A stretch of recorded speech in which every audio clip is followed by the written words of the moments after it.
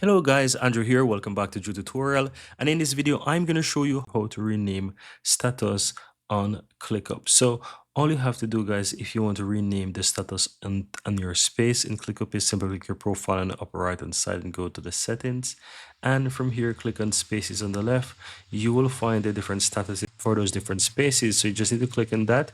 And here you will find the current statuses.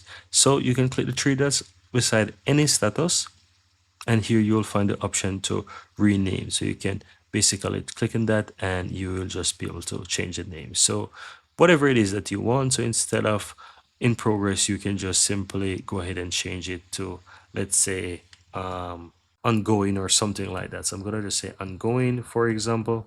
And let's say that could be the in progress as well.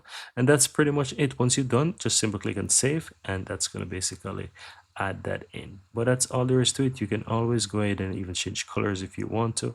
But that's pretty much it, guys. Very easy and very simple. Simple click and apply changes, and that's all that you have to do.